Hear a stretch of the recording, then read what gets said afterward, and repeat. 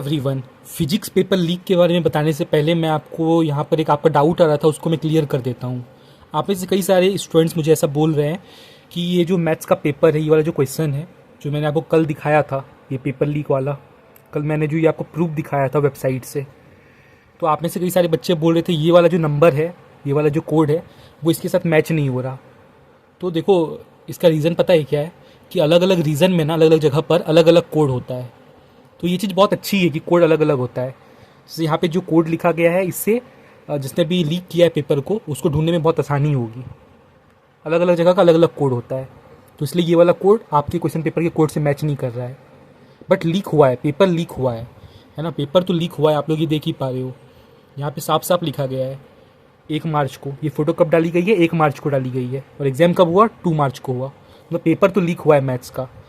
और इंग्लिश के बारे में तो मैंने आपको बताया ही। अब फिजिक्स का क्या हो रहा है मैं आपको बता रहा हूँ। बहुत सारे स्टूडेंट्स कमेंट्स कर रहे हैं कि फिजिक्स का पेपर लीक हुआ है कि नहीं हुआ है। रियलिटी क्या है मैं आपको बताने वाला हूँ इस वीडियो में। मुझे जितने भी प्रूफ्स मिले मैं आप सबको दिखाने जा रहा हूँ, लेकिन मेरा बिल्कुल भी ऐसा कोई भी मोटिव नहीं है कि आपको डिस्ट्रैक्ट करूँ। आपके फिजिक्स का एग्ज़ाम है, मतलब साइंस का एग्ज़ाम है, केमिस्ट्री का भी है, बायोलॉजी का भी है और फिर हिस्ट्री ज्योग्राफी का भी है। तो आप लोग उसके लिए भी अच्छे से प्रिपरेशन करो। बस ये हल्का सा आप लोग जान लो क्या चल रहा है ओवरऑल। इसलिए बस मैं आपको यहाँ पे कुछ प्रूफ्स दिखा रहा हूँ, जो मुझे प्रूफ्स मिले। ये भी चीज़ें यहाँ पर मिली है, ये चीज़ मतलब कोई कंफर्म नहीं, मैं भी नहीं बता सकता, कंफर्म नहीं बता सकता। अगर ये एग्ज़ाम में आ गया है ना, जब तक क्वेश्चन पेपर नहीं आएगा तब तक कोई भी बता नहीं सकता कंफर्म। ठीक है, अगर ये क्वेश्चन अगर आपके क्वेश्चन पेपर में आ गया तो मतलब पेपर लीक हुआ है ऑब्वियसली। ठीक है, आप देख लो क्वेश्चंस को।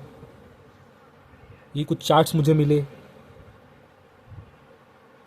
आप पढ़ सकते हो इन चार्ट्स को। Dash is defined as heat capacity per unit mass. कुछ ऐसे तोड़ फोड़ के क्वेश्चंस को दिखाया जा रहा है।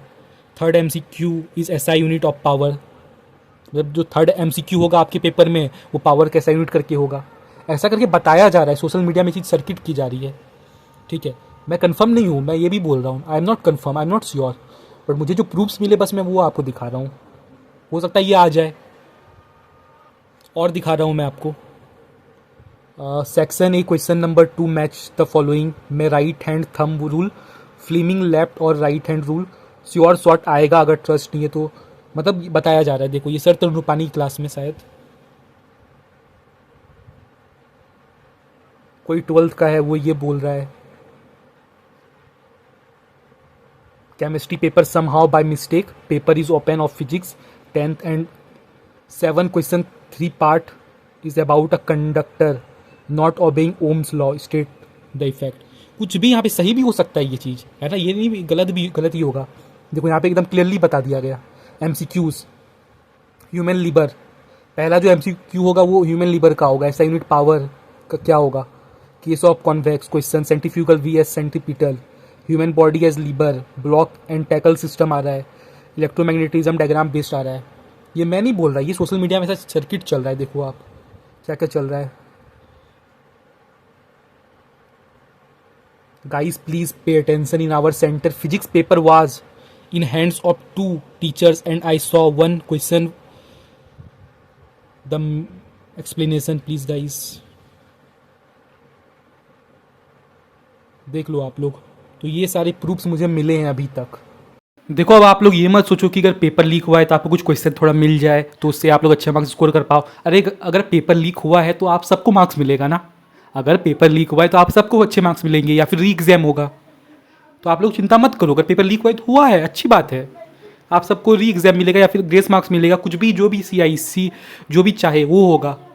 तो आप लोग ये मत सोचो कि मुझे क्वेश्चन मिल जाए कहीं से, तो उसके पीछे मत भागो। आप लोग फिजिक्स के एग्जाम के लिए अच्छे से प्रिपरेशन करो। मैं कुछ टिप्स आपको दे देता हूँ एग्जाम का। ये बस मैंने आपको ओवरव्यू दे दिया क्या चल रहा है सोशल मीडिया में, बस मैंने आपको बता दिया।